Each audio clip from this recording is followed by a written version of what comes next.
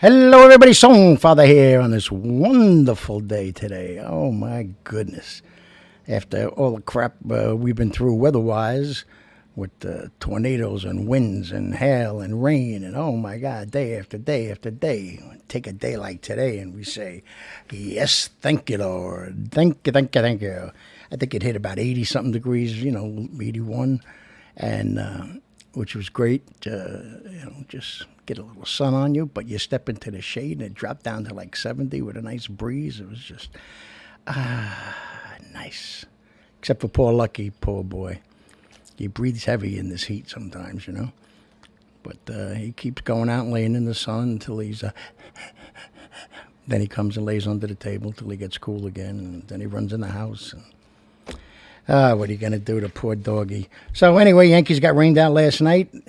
First game against Boston. And that's going to be made up in August sometime. I think August 3rd. I don't know why they just couldn't do a doubleheader today or tomorrow or Sunday. August 3rd. It's the Boston Red Sox. I don't get it. I don't understand how they think, Yet, I think it was Baltimore we were playing. We got rained out. We had to play a doubleheader the next day. Maybe because we don't see him again the rest of the year. Maybe, I don't know. I didn't look at the schedule, but it's the Red Sox. Why would you save that to August? Oh, I think I know. Because there's a possibility now that game is going to mean something. So, let's save that. And we'll do it in August so we can make a lot of money, Now, I got to fix the seat here a minute. What the heck? There we go. So, So, anyway, I figured, okay, let's get another one in. My father likes to hear the podcasts. The clone, my Sonny down in Florida, Mr. PGA, he loves it, and I'm getting a lot of nice feedback from you people. And so who knows? Maybe this thing is going to be okay. Hold on, I got to get away from that window. There we go.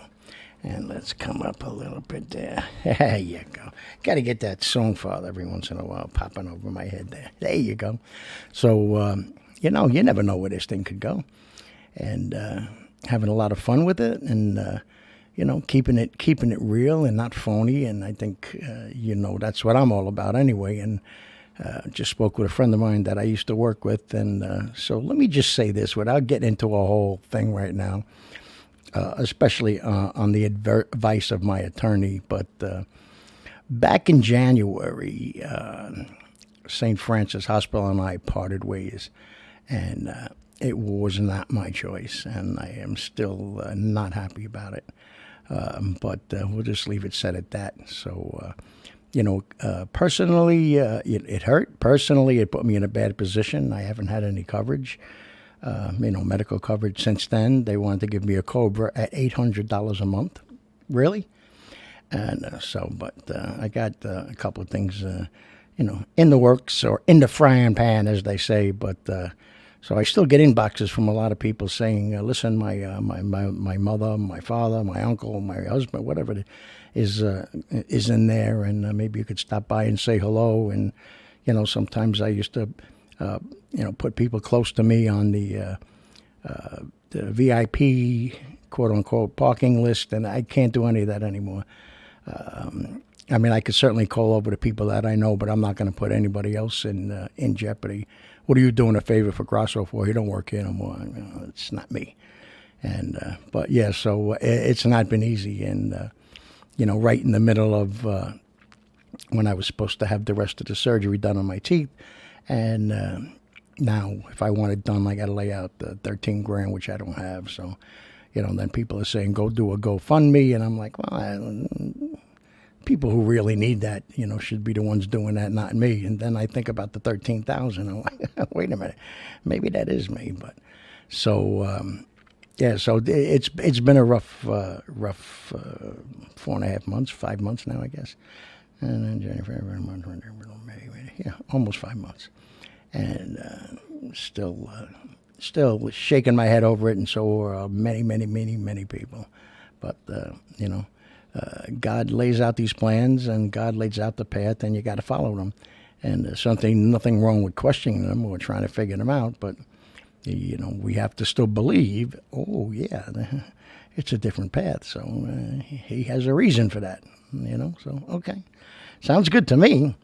But anyway, so I don't know how I got on that, but I'm glad I finally got that out. I've been wanting to say that for a while, and I had been going through an appeal process that they set up. Is my lawyer will kill me, but it was a joke. It was very very misleading and very actually antagonistic. Instead of trying to help, it wasn't, and it was very obvious that they do this just to cover themselves. There is no appeal process. There is no reversal and of a decision that has been made. And I've checked with a lot of people, and nobody has ever won their appeal.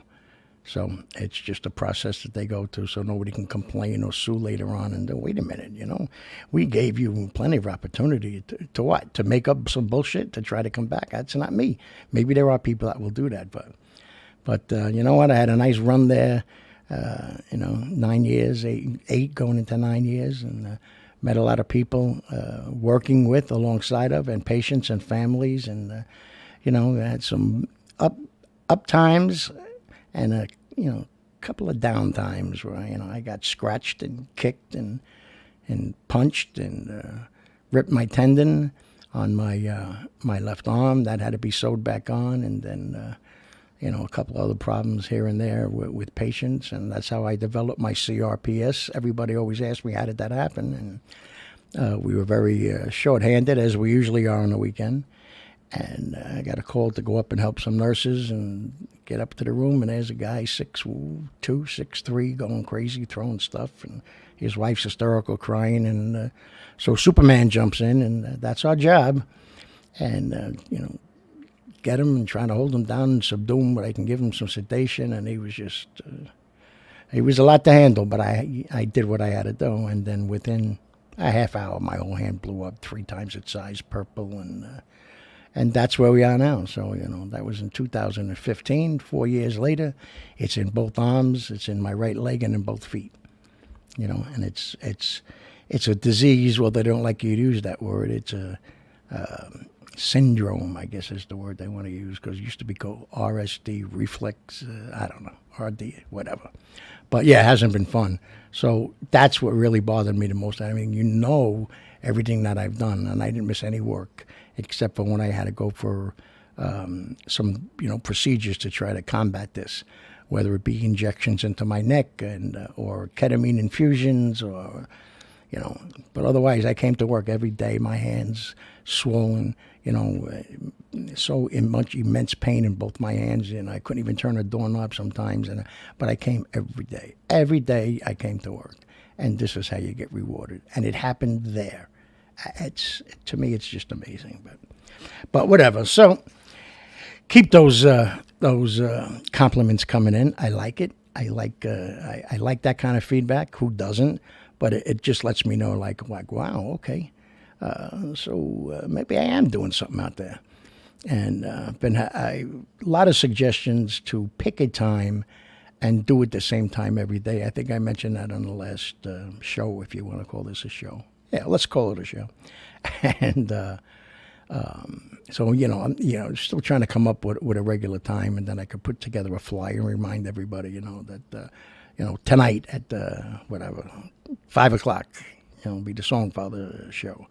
And everybody's saying I should start doing it live. And, I guess I'm just naive, but I don't see the difference between live and then doing a watch party until friends of mine. Tim Kenny is a good friend of mine. He lives now in Florida, but knew him from up here in the bouncing days, as they say. And so he's watching the show, and, I can chat on the side. That's the only reason I keep trying to not go live, because then I'm not able to talk with anybody, because I got to, do this, talk, look, this, cue the music, sing a song, and so I really can't talk. But when I'm doing that watch party thing, then I can talk with people. And so Timmy's watching, and he sends me a message. So what's a watch party? Timmy. His nickname was Psycho, if that means anything, when we used to hang out together. Now, he's a good guy. So I said, well, are you watching it? He said, yes. I said, well, there you go. Never heard back from him, so I don't know. But So, that's my dilemma. So, again, anybody's got any suggestions, inbox me, email me at privateeye at AOL, PVTEYE at AOL.com, and, give me your suggestions. But I kind of agree with the fact that it has to be a certain time instead of, this hit or miss. And even though when I do the watch party, it's available to all of you anytime you want to go on it. And go on my wall and just click it and watch it yourself, But there's something nice about when I do the watch party and I see people popping on. Hey, Sonny, how you doing? Oh, I love that song, this and that, and we're gonna, and there's a lot of crazy friends coming in and busting my chops, and I'm busting them right back. So I like that banter going back and forth, and I like that conversation going back and forth. And I won't be able to do that live. So I'm just a little torn in what I should do here. But that's enough because I never shut the frig up. So, I want to do a couple of songs, actually. And we'll start off with the first one. It's one of my most famous songs for me to sing. I've been singing it a long time. Mac the Knife is the song. I always make jokes and say it's the first song truly about organized crime because it's got everything in it, from loan sharking to murder, and and it's from the Three Penny Opera, and Bobby Darin had a massive number one hit with it in 1959, which carried over into 1960, and I think there's not too many people that have not sang this song. And I'm talking big, gigantic names. That's just how popular it was, And, even Louis Armstrong with that, and it's a wonderful song. I probably sang it at more weddings, and all my friends who are here will probably, be able to come on and tell you if you say, oh, he sang it at my wedding, he sang it at my wedding, sang it at my wedding, sang it at my own, sang it at all my sisters and a lot of families. And so, it's just a good song and a fun song. So sing along with me, why don't you? And as my sisters used to do when I would sing, I don't know, let me do it this way, right? This is supposed to be the fin, and this is the mouth of the shark. And as I'm singing, they would walk by the stage doing this. I don't know. It's a lot of fun, though. But here comes Mac the Knife.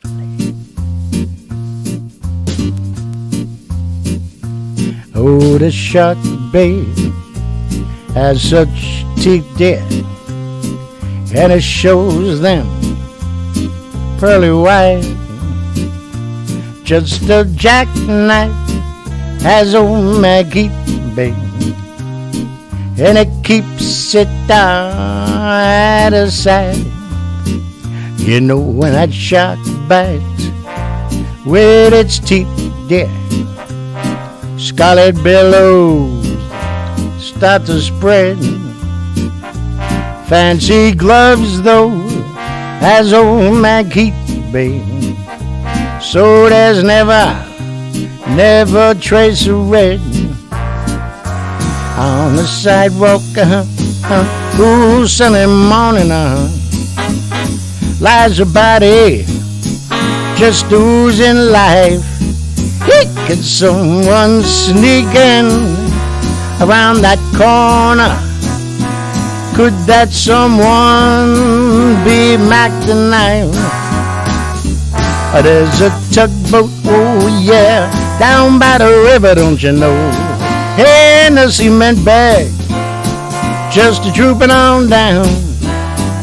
Oh, that cement is just, well, it's there for the weight, there. 5 will get you 10 old Maggies back in town. Now you hear about Louis Miller?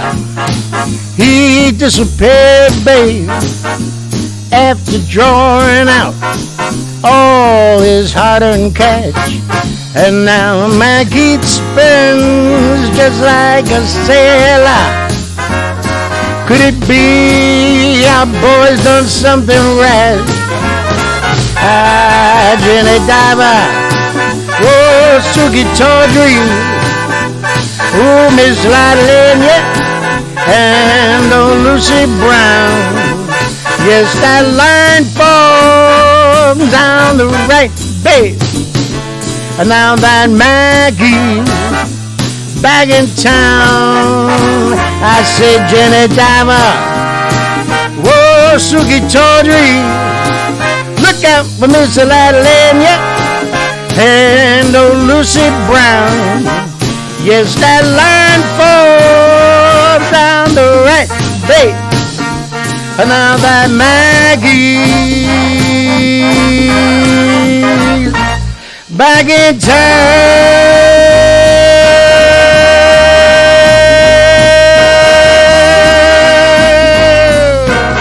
Look at old Maggie's back. Ah, yes. Yes, you can see very comfortable with that song. I love it. And so loan sharking, prostitution, murder, robbery, armed robbery. And that song, especially back in those days, number one for almost all 1959 to 1960. I just, sometimes just people just like the beat, they like the words, they like the rhyming. They don't need to analyze the song and rip it apart and so on. And that is definitely one of those songs. So, let me do this next one by Mr. Bobby Darin. I liked it too. This is on my, I think it's on the Bella album, the first one I did. And look at this. Look at this. It wasn't a bug. It was one of those dandelion fuzzy things.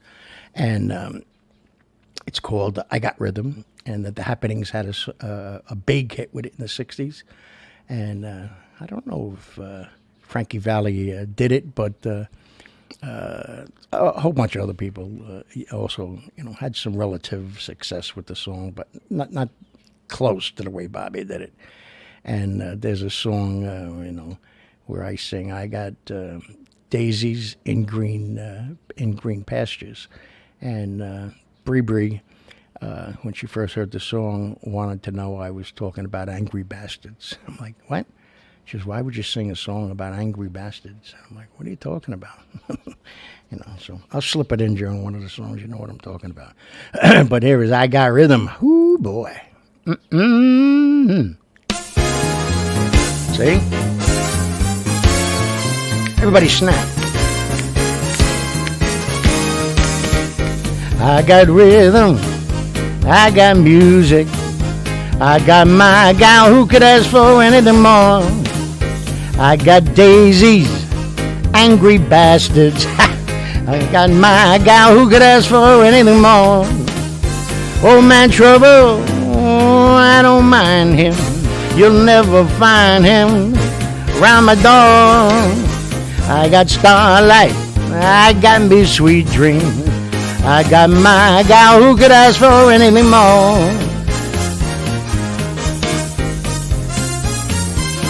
Oh!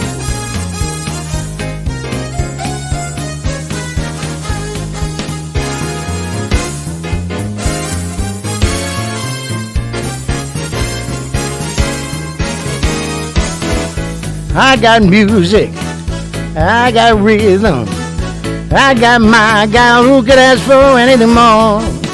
I got me daisies in green pastures. I got my gal who could ask for anything more. Old man Trouble, I don't mind him. You'll never find him around my door. I got starlight, I got me sweet dreams. I got my gal who could ask for anything more. Who could ask for anything? Anybody wants anything more out of life than that? Or just plain evil? You know what I mean? Ba, ba, ba. Uh-huh. So I had to throw it in there. I almost lost it and didn't finish the song. But, I got daisies in green pastures, and she wanted to know, I got daisies, angry bastards. Wow, okay. So I'm glad we cleared that one up. So, so anyway, getting back to what I was saying before, but the Yankees, so they got the Red Sox tonight at 7 o'clock, and tomorrow, I believe, it's 7 o'clock too. And then Sunday's a day game. And they're trying to build up the hype, but it's not there yet.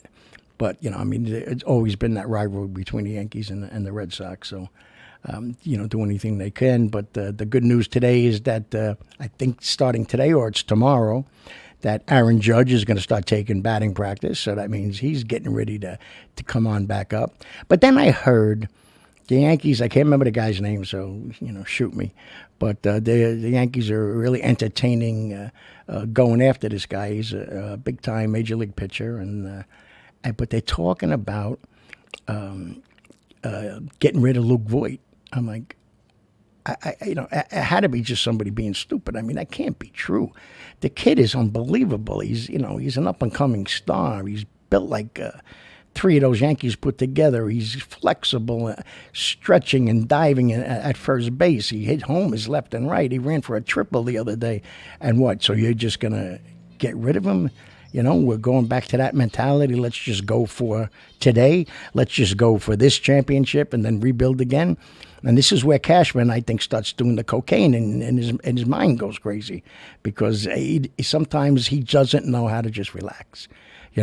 You've put together, Mr. Cashman, one hell of a goddamn team, excuse my mouth, with the Yankees. And look what everybody that's out. At one time, 14 people out. Every one of them was starters just about.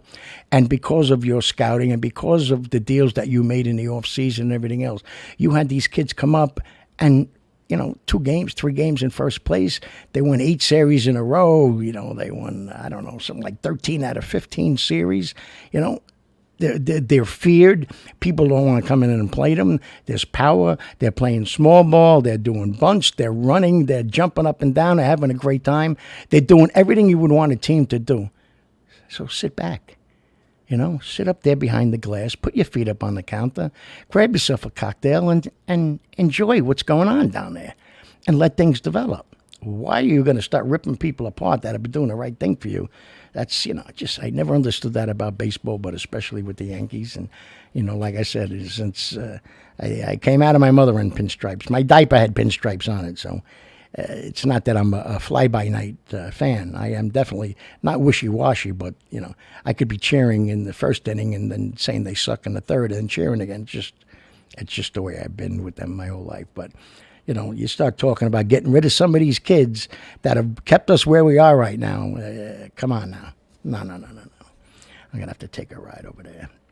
So, all right. So we got this song called The Tender Trap. That was a movie, and then it was remade. And then it was remade again not too long ago. And this is a song by Mr. Francis Albert Sinatra. And I always liked it. I just like the story that it tells, and it sounds like it's a wonderful little love song, and it kind of is. But what it's saying is, watch yourself because it's a trap. I love that. Sorry, a lot of girls.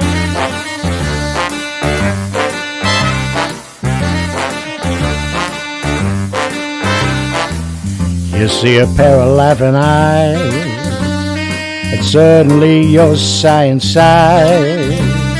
You're thinking nothing's wrong, you string along, boy, then snap. Those eyes, they're part of the tender trap. You're hand in hand beneath the tree, but soon there's music in the breeze. You're acting kinda smart until your heart just goes whack. Those trees, that breeze, they're part of the tender trap. Some starry night, when her kisses make you tingle, she'll hold you tight, and you'll hate yourself for being single. And all at once it seems so right, the folks are throwing shoes and right. You'll hurry to a spot that's just a dot on the map. Well, you're hooked, you're cooked, you're caught in the tender trap. You see what I mean? Woo!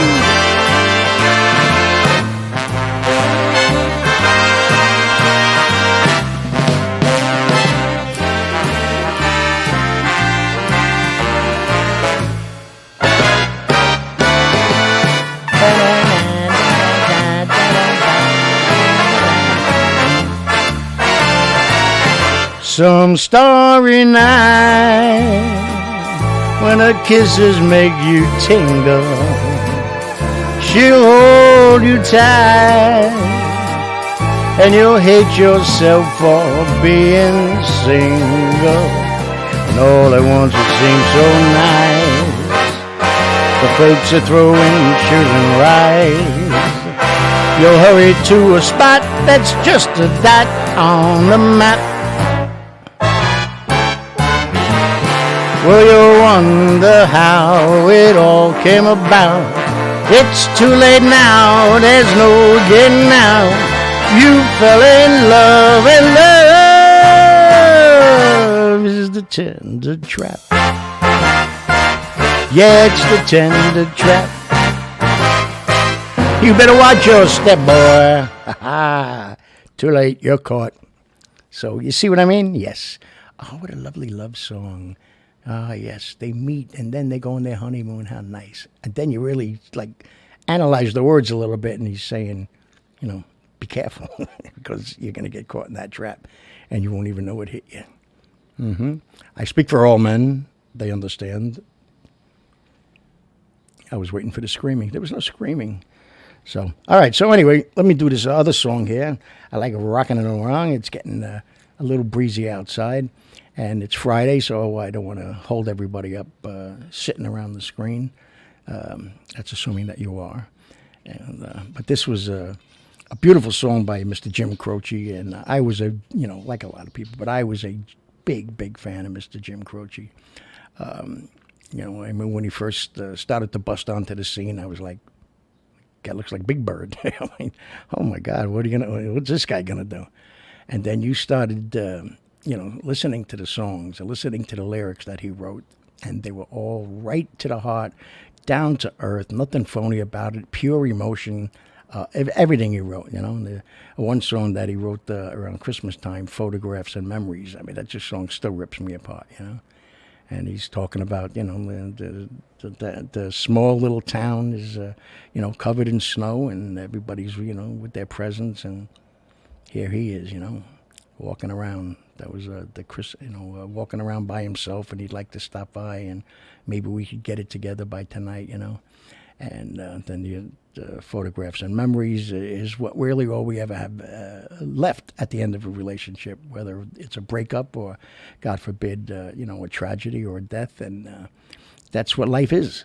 I would think I was saying it. I didn't do a show yesterday, the day before, about relationships. That it's not just love, it's family, it's cousins, it's work, it's neighbors, it's it's the cops, it's just everything, everybody in our lives that we spend any kind of time with. It's a relationship, and it's the same thing here with this.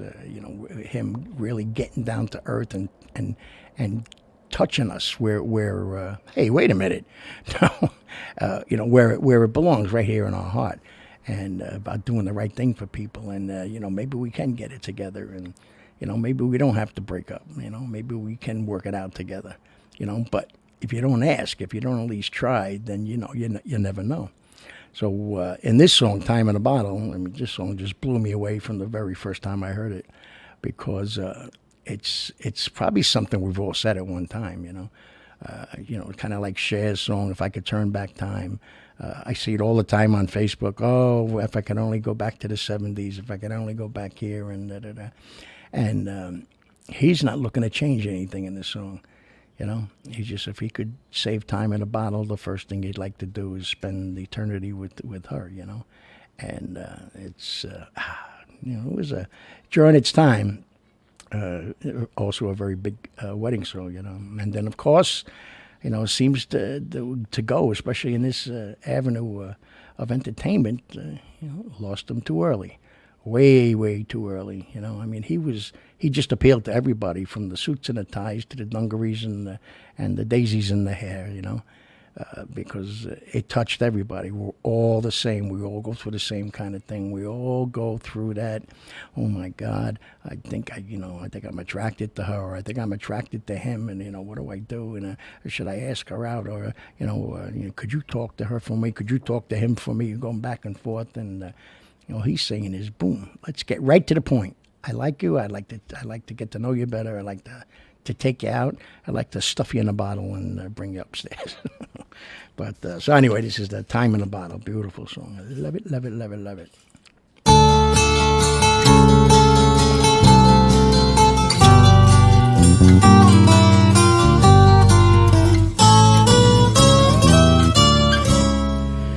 If I could save time in a bottle, first thing that I'd like to do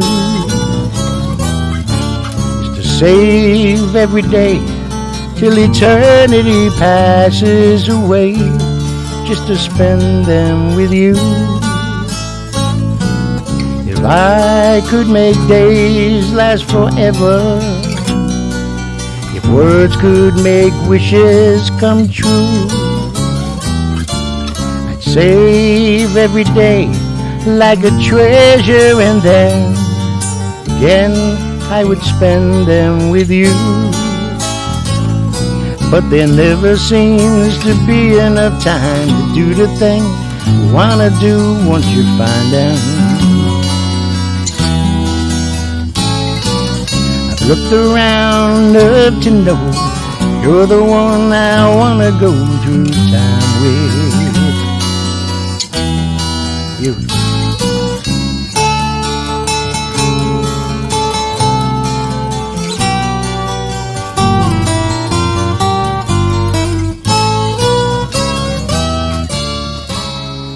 If I had a box just for wishes and dreams that had never come true, the box would be empty except for the memory of how they were answered by you. But there never seems to be enough time to do the things you wanna do once you find them. Looked around enough to know you're the one I wanna go through time with.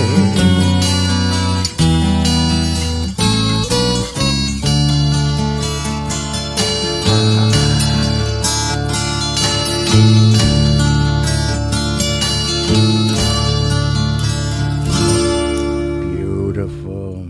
Imagine saying that to somebody, or imagine hearing that from somebody. What he says in the song here is that I would like to save all those days until the end of the world, so then I could just spend them with you. Wow, come on now. That's, and I've looked around enough to know you're the one I want to go through time with. Not spend time with, go through time with. Ah, come on. Goosebumps. Look, can you hear him? Yeah, corny. So way back when I was a child, no, but God, it's got to be 9-10 years ago. When I first met Bella, it was on here on Facebook, and we became friends. And she had, I don't think it was quite a year that her mother had passed away, and she was very, very close to her mother, and she took it hard. And over the course of years, before that, then lost an aunt and lost an uncle, but who was younger than her, and just lost a friend, and it was just like surrounded by so much darkness and death, and getting back to if I can only go back to the 70s, she used to say, I just wish I could talk to them one more time, and I see that all the time on Facebook. I hear it all the time in life. I wish that heaven had a phone. I wish that there was a staircase, that I could take an escalator up to heaven to talk to you, or I wish that R.I.P. means return if possible, and it's all wonderful wishes and ideas, but of course it can't happen. The body is just a vehicle to carry our heart and soul, and when the body gives out, the soul lives on forever. But you're never going to be be able to come back and spend that time with them. So I wrote a poem for her, and we hardly even knew each other. But without patting myself on the back and spraining my shoulder, I'm pretty good at writing poems. My poems got a rhyme. I'm not the other kind of poems. But so I wrote a poem called Heaven's Phone, and it was about if you believe that you can talk to them in heaven, and she is very big on signs, and was and still is. And I don't want to say ghosts. Let's say spirits coming from, from her family, to see her during the night or come to her dreams and talk to her in her dreams. And I think we've all experienced that one time or another. And if you really believe in that, the poem says, then you can really believe that heaven has a phone, But if you're looking for that tangible, you're looking for something physical to put your hands on, then you don't believe in it, Then you're just looking for science to explain it to you or open an avenue for you. And so I wrote it and put it in a nice frame for her, and had it hanging up in the house. I would assume it still is today. And then I took it a step further because I started to see how many people are going through the same thing. And I wouldn't say I was as laissez-faire about death, but I've had my experiences since I was a little kid. My grandmother died when I was 5 or 6, and my father's father died way before I was born, when he was only 16. So I didn't have those two sides of it. But when I just remember walking into the bedroom in the Bronx, and my mother was hysterical, crying, and I couldn't understand why. And it was explained to me that Nana had gone to heaven. So I was like, oh, okay. Then his uncle died, then that one died. And as I grew up, friends, car crashes, this and that, or whatever. So I don't think I got hard to it. It's just that I accepted that, at a very early age, it's nothing you can do about it, If somebody moves across the country, I want to kill myself because, there's something you can do about it, I guess. I don't know. I'm very strange that way. My mom, knock on wood, used to say that all the time. You don't really go hysterical, into deep depression when somebody passes away. But if you and somebody break up, or if one of your best friends moves, you take it very hard. And I used to say, yeah, because that could be changed. But they choose not to change it or whatever, So I don't know. But so I made Heaven's Phone into a song.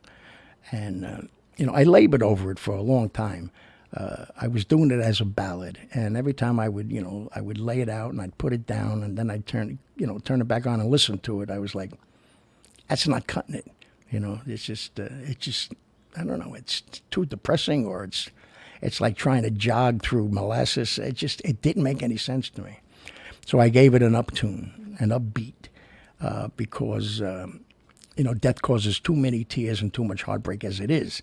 So I wanted this song to be upbeat about it, that, okay, yeah, I'm addressing the same issues. I miss you, I smell something or I hear something reminds you right away, and I got a hole in my heart, and my heart breaks every once in a while when I think that I'm never going to see you again. But I accept the fact that God needed you, and I accept the fact that you're in heaven, and then that makes me okay with it. For whatever time I'm left here on this earth. That can't be done as a ballad. That can't be done as a rip your heart out and throw it out the window song. So I gave it an uptune, upbeat song to it, and it's I don't know. I think on Facebook it's got well over 100,000 hits, which is kind of crazy, because it's a beautiful song that I wrote and I arranged and I produced and everything else, and then I take a Christmas classic like Rudolph the Red-Nosed Reindeer and make it Paulie the Big-Nosed Goomba, and that's got over 2 million hits. Okay. And then I take a song like Here Comes Santa Claus and make it Here Comes Menopause, and that's got 1,000,006 hits. And instead of Grandma Got Run Over by a Reindeer, it's Frankie Got Run Over by a Caddy Picking Up Collections Christmas Eve. And that's got over 1 million hits. So you never know. You just never know what's going on. I saw a thing on Facebook. I'm off the tangent again, and it was, if I'm wrong, contact me and I'll apologize. But she certainly appeared to be enjoying alcohol for most of her life. This lady had to be 60, 70, 75, somewhere in there. And she's got, really short shorts on and 2 sticks with tassels at the end of it and little blue things on her nipples. And she's just dancing around singing. And first of all, she can't sing. Second of all, you can't unsee that. I tried getting Clorox and just like cleaning my eyes, but it didn't work. And so then I peeked down at the bottom of it, and it had 26 million hits on YouTube. I'm like, wow.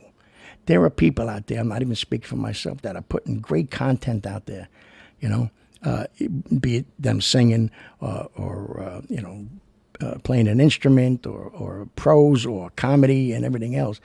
And this lady has got almost 30 million hits. Half naked, tassels on her nipples, which are pointing at the floor, by the way, and swinging 2 sticks with tassels around like this. And I don't know. Anyway, tangent. So this is my song, Heaven's Phone. And next time I'm going to play another one. I wrote a book called The Butterfly and the Dinosaur. And I think the same thing. I ended up writing a poem about it. And then there was a group. It was a duo called Jack and Jill. And you would think by the name like they sang bubblegum, but no, they played rock, they sang rock, they toured, they did very well together. And then, it came time to go separate ways and raise families and everything else. And, I call Jack and her husband, Danny Stanton, they are the royal couple of rock and roll. Danny knows everybody in the business. I mean, everybody. It's amazing. And so does she, friends and, invited to all kinds of, places that we could never, ever get in, unless we brought in, a couple of my cousins and my Uncle Tony, and then maybe we could get in. And they took my words and they made a beautiful song out of it. And that was the first time, and I know what people talk about, stars. I'm certainly not a star. But when you hear your song on the radio, I mean, it's a moment that you'll never forget. And my good friend, Mr. Rob Rush, over at the Shark, he was on a different station at the time, and he used to do this thing with Rick Everly, where they would play original music, from people, unsigned artists, and give them a shot to get heard, to get seen. And they started playing that, and then they started getting a lot of requests for it, And to get a call from cousins, all the way out in the islands, to get a call from my son. And Dad, I just heard your song on the radio. Hey, Sonny, I just heard that song on the radio. That's your song. And, that's what it's all about. That's whatever business you're in, that's what you're looking for. You're looking for those accolades, those attaboys. Like, wow, man, you're really doing okay for yourself. That's pretty cool. And when I first heard Heaven's Phone on the radio, again, through Rob Rush, I had delusions of grandeur, because I still think it's great. I think it's something everybody, no religion attached to it, no creed attached to it, no colors, no nothing. It's a human being song. Every human being goes through this, So, why, I don't know. I don't know maybe where to take it or how to take it. And at this point, I'm like, who cares then, If I can keep putting it up here and putting it up on Facebook and people enjoy it and share it themselves sometimes. And, I certainly got a bunch of people that I've gotten close to through Facebook over the years. And whenever, they tell me whenever they're starting to feel that, and whenever they're starting to feel that emptiness, they play that song and it kind of grounds them back. And I'm like, okay, that's great. That's what I've been looking to do. So, that is the longest introduction and pat on the back that anybody's ever done in their lives. But I can do it because it's my show. But this is Heaven's Phone. Hope you enjoy it. It's on YouTube, so it's got lyrics if you want to hear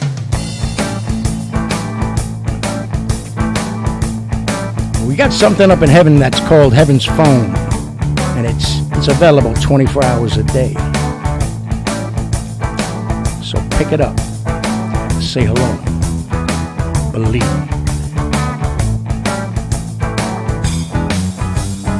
Really can't believe you're really not here. Weeks blend to months and months into years. You promised you'd stay, I know how you tried, but God needed you, so I stepped aside. I didn't collapse, did not fall apart, but deep down inside there's a hole in my heart. It comes out of nowhere, a sight or a sound. That's when it hits me that you're not around. So much to remember, so much to forget. You left me too soon is my only regret. My heart breaks a little when I think of when we planned on tomorrows that would never end.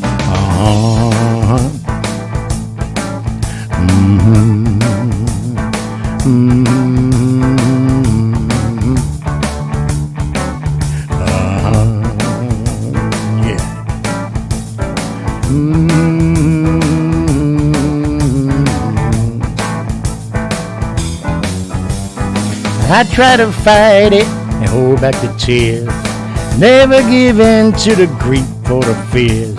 When those times come and I need to talk, or just hear your voice or go for a walk, we don't need no wise, don't need a dial tone, 'cause you always answer when I use heaven's phone. Yes, I kind of fight it and hold back the tears, never give in to the grief or the fears. But when those times come and I need to talk, to just hear your voice or go for a walk, we don't need no wise, don't need a dial tone, 'cause you always answer when I use heaven's phone.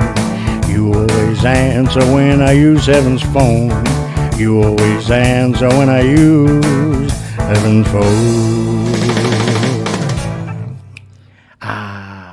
And that's my song, the Songfather song, Heaven's Throne. I really do believe in it.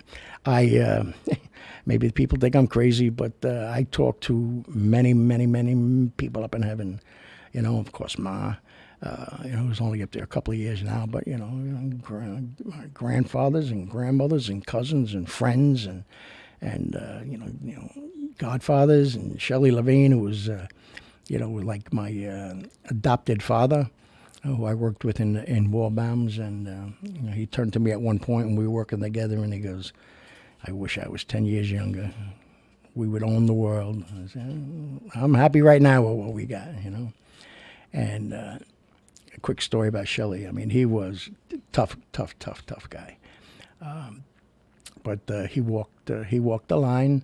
He knew people on both sides of the badge.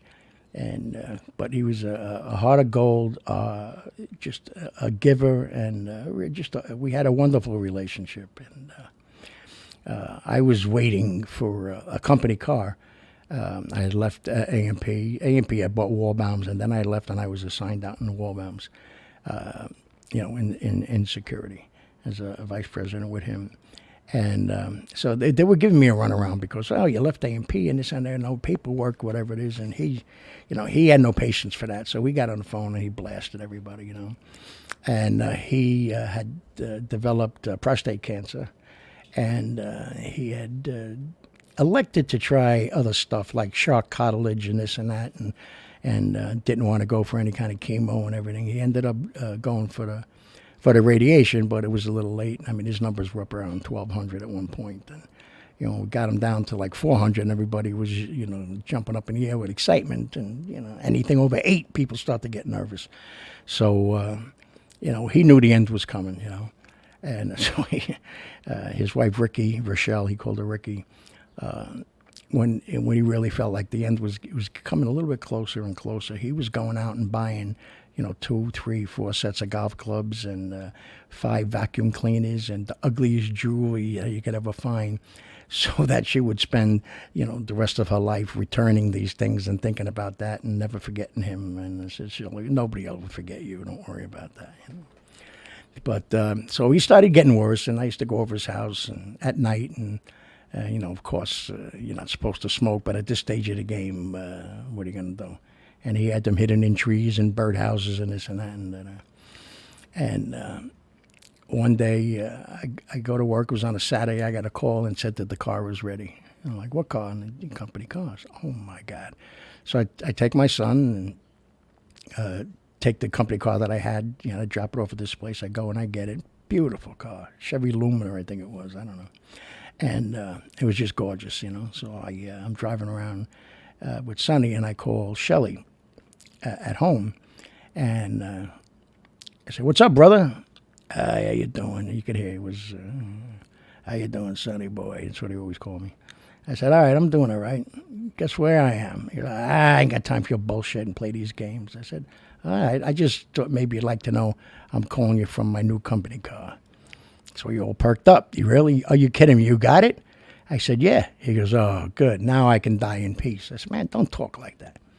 And he went into a coma about 2.5, 3 hours later after that, and never came out and passed away. I mean, I wanted to burn the car. It was just one of those things. So I talked to him a lot on Heaven's phone, and he's helped me make some good decisions where I was a little questionable about the decisions.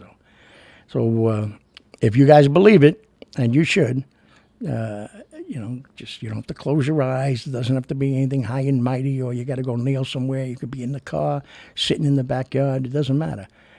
Whoever you want to talk to, clear your head of any kind of doubt and just talk. You'll hear their voice in your head. Believe me, it's nothing crazy. It's nothing ridiculous, but you'll hear them, and they'll say something that make you know that you're on the right track, and it's really been very helpful with me.